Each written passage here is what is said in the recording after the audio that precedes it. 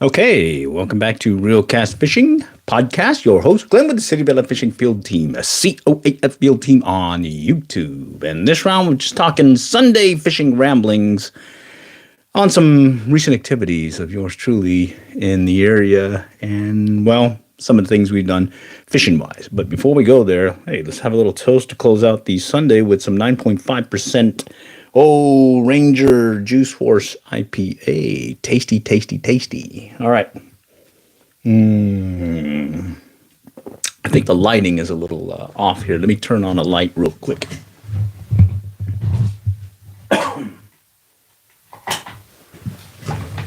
All right, I got a little side light here, but anyways, what I'd like to talk about today is just some recent happenings. Yours truly, we close out the, the cold weather, cold water season, trout stocking season with the TRWD Fly Fest over there in Fort Worth. Close it out. That was a fun fun day out there, checking out some of the fish and whatnot. So that said, what do we do now? Well, we're kind of gearing up for kayak fishing here in the upcoming weeks once things warm up. But until then, we've got to take advantage of some of the bass that are out there in the local ponds, be it those that are spawning. Specifically, our local one over here at Bethany has been pretty good. Let's see. Reddits. What's up, Mr. Glenn? Can you please give me any info on the Rowlett Community Park ponds? Any good?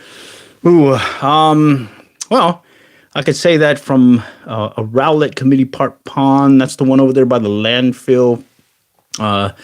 I mainly fish it during the winter when they stock the trout at various times of the year. I think they usually do it earlier than they used to.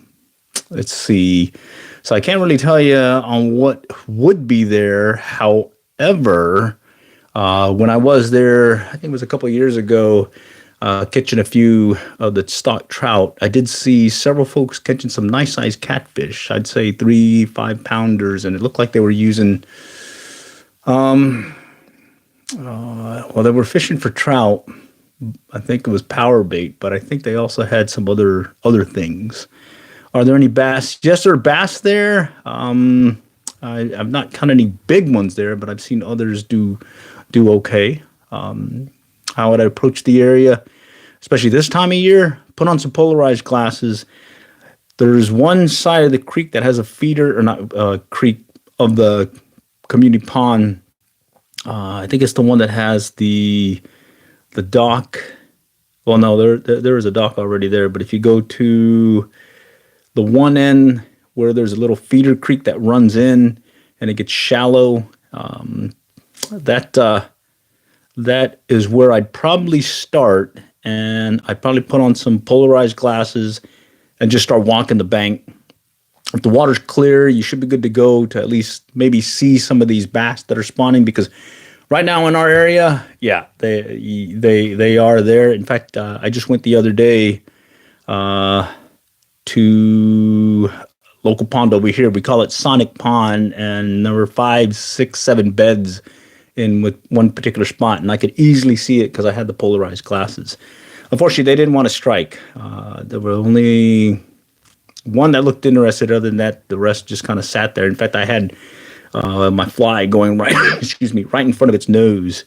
Let's see. Sorry for interrupting, but I just want to... Oh, it's no problem. This is part of the fishing ramblings. I have some things I want to bring up, but other than that, it's wide open for what you guys want to talk about. In fact, here, I'll knock it out real quick.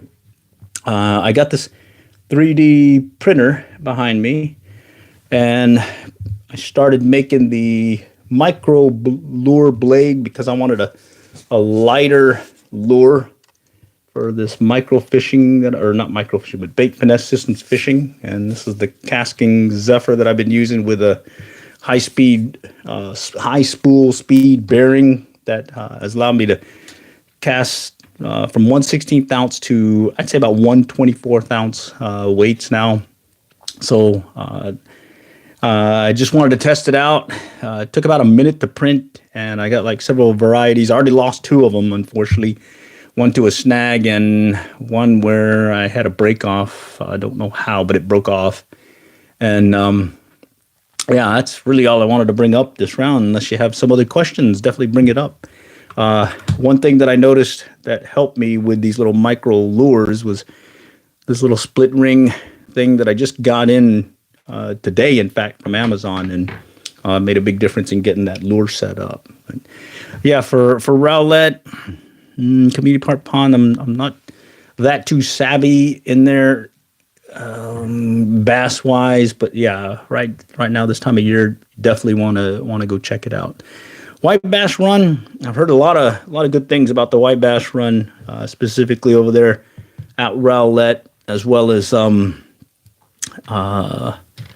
there by, I believe, the gun range that runs by there. And a lot of folks out there fishing. I haven't fished it. I usually wait till the summer or when they start coming out into the local lake, and then I'll start doing some kayak fishing there.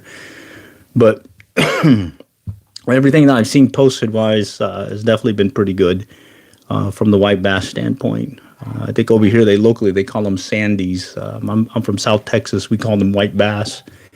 But what I also saw for some folks that were fishing, I believe on the Fort Worth area side, Brazos and whatnot, there's a lot of them that were using from a fly fishing standpoint. It's like little clousers and whatnot, and then from a fishing standpoint, or at least ultralights and whatnot, those crappie jigs tend to do well. I like using rooster tails in particular. I think my dog is barking right now. Sorry for the intrusion. He thinks he's a big dog.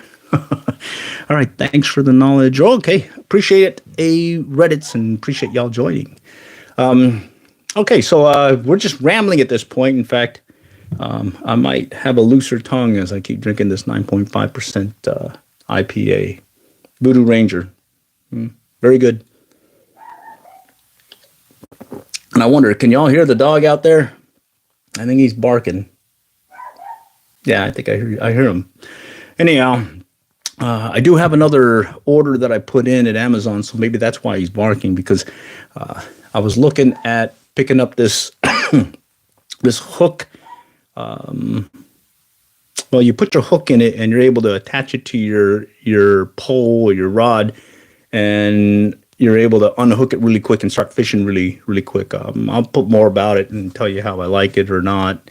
Right now, I've been just using rubber bands to hold everything down, as well as those tomato stake Velcro things that you use for your garden. Those worked out pretty well, but I think I'm running out of them. So anyhow, right now the bug in me is fishing these local ponds, polarized glasses being the key.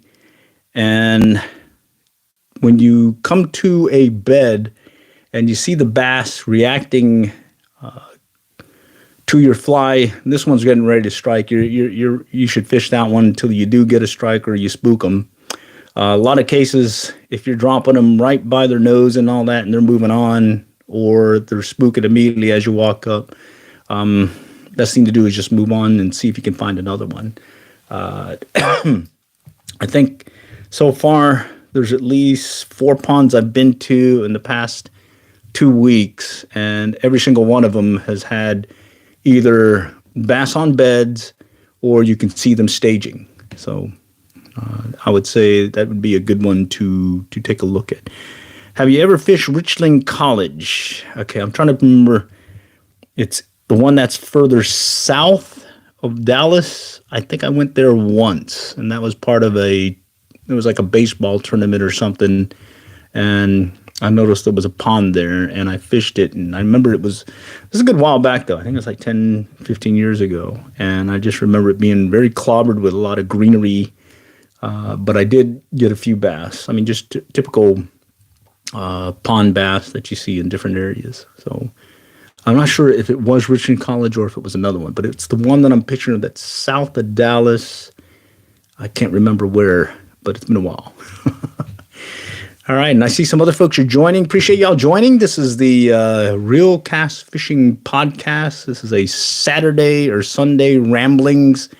I normally try doing this on Friday, but at this point, when I have an opportunity to jump online and try this. I'm hoping I can get you more info.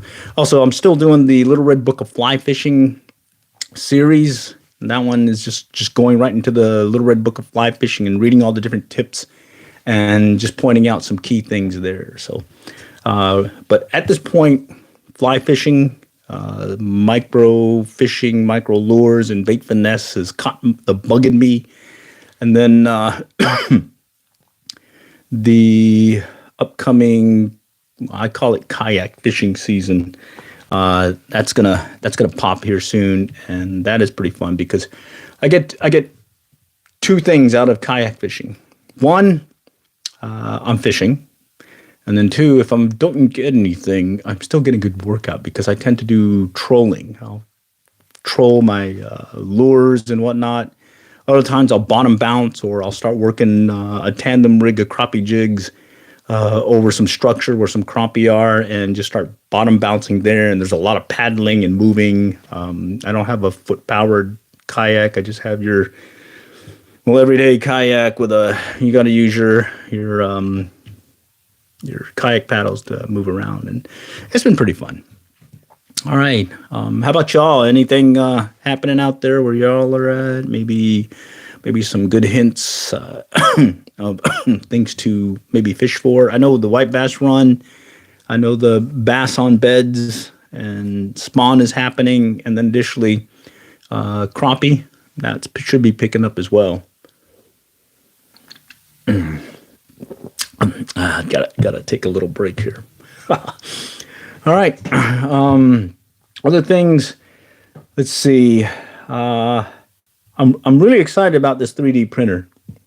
The Anchor Make M5C. I got it on a whim. We were over there at Nebraska Furniture in the Colony, and spied that this was on sale. Did a little quick look up, and sure enough, they couldn't beat it elsewhere. Plus, I did hear some good reviews about its usability. Some of the things that I also picked up on is there's some software programs that you probably want to keep in mind. I currently downloaded Inkscape as well as Tinkercad. It's a browser-based app application where you can access it and make design your own lures and whatnot. The Inkscape, I saw a video on YouTube that was explaining how you create an SVG file, and that SVG file is what you use to create the STL file. Well, then be picked up in the 3D printer, and you're able to start making your own designs. And I went through, 3 iterations of the microblade lure because there was one where I was reinforcing the hole right here. Reinforcing the right there where you would attach the line or the split ring here at the top of the micro lure, and then at the back end right here, I was reinforcing it with some additional layers of filament, and as it turned out, it didn't work out like I wanted it. But then I found out that I can keep one smaller, the one that was on the back of the lure, and the other one would fit perfectly with the other part of this lure. And sure enough, this worked. And I didn't even paint it. I just left it, the black filament that comes with the 3D printer. That's 2 size 3 split shot. That's a size 12 treble hook, and a split ring and a split ring up here. And it does cast nicely. It's really light, 1.6 grams. And when you cast it, you can tell it's working right is you'll feel that slight vibration. And what I do like about it is compared to the metal ones that I made out of brass, as well as some ones that I purchased, this doesn't sink as much or as quickly as the other one. So you have a little enticing slow drop as you stop in the retrieve, and then you get the strike. And that last video I posted where I hit the one of the local ponds, and I'm using that microblade lure. It worked out really well. You can just see how I'm just casting it, and I'm getting some good strikes. I think one thing that I will do different going forward is I'm probably going to get some Zap-A-Gap right here. Right now I'm using super glue right there. And it seems to work, but I did lose one yesterday, and it really, well, the lure didn't work like it should. It wasn't syncing, and it wasn't vibrating or making the appropriate action like it should have. So I think I might try some Zap-A-Gap. It's the same glue that I use when I'm creating, be it different lures as well as making some fishing flies. So I've been happy with that one. Also been happy with the high spool speed bearing that I added to the Casking Zephyr. This is the one without the reel clicker. The other one that I have does have the reel clicker, and I kind of haven't used that one in a while because I've been using this one with a high speed spool bearing, and it's let me cast the 1/24th ounce size weight or lures compared to the 1/16th ounce that I've been using previously, mainly with that rooster tail. And additionally, the Feather Flight Kingfisher, that's still been pretty good. Do you make soft plastics like mold injectors? I do have several of the kits that I picked up years ago with the Plastazol. Let me think now. I can make a Senko-like worm as well. There's like 2, 3 other ones. Like there's one with a little crawfish pincher-looking things. I've made that, but I haven't done it recently. And the main reason is well, I've been gotten the bug on this microfishing. But yeah, I do make soft plastics with both the mold injector as well as the it's the one where you make it either out of plaster, or you can get some silicone and you make it flat and you just pour the Plastazol there. So you have one end or one side that's flat and the other end that's got the shape that you're looking for. And I find fish will still strike it. When I make my own, I do make them softer, so they sink a little bit slower, and you also see, or you can feel it. You can feel the plastic worm is a lot slinkier, like lifelike. I mean, it feels more wormy than the plastic worms that you buy. Hold up, I got to stop for a little refreshment here.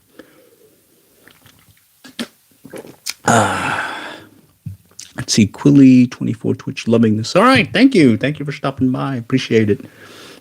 This is just really an open forum, fishing ramblings, and well, we've talked about bait finesse, micro lures, making little micro lures with the 3D printer back there. Talked about some white bass tips as well as local ponds and whatnot. So I'm really open to any other discussions that you'd like. I've got maybe about 30 minutes or so that I have open to talk about fishing, because if I am not fishing, well, I tend to talk about fishing. And there's a set of poles behind me right here. That's what you see, but there's also a set this way in front of me, and there's also one to my right. And the only reason why there's nothing over here is because I got a window. I don't know how many poles I have, but I got a lot. And, well, right now it's bait finesse. Okay. I did look online, checking out some different things and whatnot, and yeah, there's a bunch of stuff that's out there. Who's your favorite YouTuber fisherman? There's several there's a bunch that I follow. From a favorite standpoint, I mainly look at the folks that are fishing the local areas, or areas that I'm going to. So like on the coast, especially the Galveston coastal area, MDLR, Michael De La Rosa. He's got a great channel there, and he's got a lot of good information there, as well as beach bomber fishing. So I kind of pay attention to what they're doing, especially when I'm going to make a run to the coast there, more of the central coast of Texas. But making a run down to Port Aransas, South Texas, Rockport, Copano Bay, or Yeah. There's a couple that I follow there. Let's see, Nick Breakaway. He's the one that does a daily beach report for the Port Aransas area. I like following them or paying attention to what they have. Here in the North Texas area, there's one person that I've been paying attention to. I think I may be butchering the name, but it's Clinton Brunig, and it's a guy that's he's got some great videos, and he's been posting some really cool bait finesse systems, gear stuff, and I do follow him. And then from a bait finesse standpoint, there's two that I follow. RAWR Fishing, RAWR Fishing. He's got some great info there. In fact, it's probably a reason why I picked up a few of some of these rods and whatnot and reels because of their recommendations. And then there's a BFS reel test one. He does a in-depth review of all the different bait finesse style reels and whatnot. Other than that, I'll just kind of shift between different YouTube channels and YouTube fishermen, mainly for what's some of the latest trends and whatnot in the fishing industry, as well as if I'm going to target a particular area, I'll just go on to Google, go on to YouTube, and just say, give me, fishing activity, fishing reports, fishing whatever for the last 30 days, and just kind of see what's coming up there and see if there's any good information there. All right, appreciate the question. That was a good one. All right. Let's see. I know from a trout fishing standpoint, if you have the ability to make it up to the Blue River in Oklahoma, now's the time to get up there because they did their last trout stocking this past week. And at this point, even the catch and release area is put in tape. So you catch it, you can keep it, don't have to release it. And I believe at this point in the season, there's some big ones out there to be had. Plus, while you're out there, you might even have the opportunity to catch a nice size smallmouth bass. There's some smallmouth in that nice size smallmouth bass in that fishery. And then, of course, you always have the Lower Illinois up in the Lake 10 Killer Tail Race up in Oklahoma, as well as Beaver's Bend for some good opportunity for some year-round trout fishing. But like I was saying, I'm doing the local fishing, pond fishing for the bass that are spawning, and then probably going to start dusting off the old little Suzuki 2.5 horsepower kicker motor that I got and pull out the John boat and get that one prepped. Because, well, Charlie, my dog, and my significant other, we do like to do a little jug lining at the local lake. And when I say jug lining, just pretty much taking this self-setting jug line that I made last year, made some modifications to some existing jug lines and throw them out there. And I can deploy them a lot quicker, and we can definitely catch a few fish, especially make some catfish and whatnot. And I kind of play it by ear. I'll run to the lake, and once I can catch shad consistently with a cast net at the boat ramps, I know it's time to go ahead and make a run and go for it with your self-setting jug lines or jug lines in general, or at least going out there and doing some fishing, be it rod and reel and whatnot. Let's see. Let me think. Other than that, I'll be paying attention to the different points as well. There's every once in a while, I'll just kind of get crazy and just want to pull out the surf casting gear. And I call it surf casting without the surf. And that's the case where it's a windy day, wind-blown point, and I got a little break in the action, and I'll make a run to the local lake and find a nice wind-blown point later in the afternoon or maybe early evening, and just put a slab and jig rig, put on maybe some sabiki style crappie jigs on that slab and jig rig, and just yank it out there. Maybe put like a 2 to sometimes I put like a 4 ounce, 6 ounce weight and just cast it as far as I can, and just start bringing it in, and you'll be surprised what you can bring in on from a windbone point in the summer or in the warmer months of the year in these local lakes. I've caught white bass, yellow bass, catfish, bass. I mean, the whole variety. And well, there's one particular point that I used to go to fairly quickly that I can consistently catch a fish or two using that style casting, specifically using the surf casting gear. In fact, here I'll show you. I mentioned earlier that I've got several poles over there. In this area here is a lot of surf casting gear. Behind me, some fly casting stuff. Over there in the corner is more fly fishing stuff. And above me is just a variety of different poles and whatnot that I have. All right. Let's see what else is happening. I got a message here that's been held for review, so might have some nastiness on the line here. So I'll have to check it out later. All right. Other than that, let's see. Yeah, that's pretty much what I wanted to bring up this round. Hopefully you guys can come back maybe next round, and I can go over some more things that we have. I mean, mainly just wanted to talk fishing and give you an idea of some of the recent things that have been happening. And, well, I do like the ability with this 3D printer to make these microblade lures, as well as maybe some other lures that I plan on posting eventually. And I do like that I can kind of adjust things based on this little tiny split ring plier and get some of these little split rings onto the lures that I've been using. All right, let's see.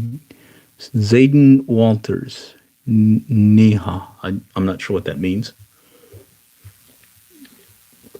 All right, let's see.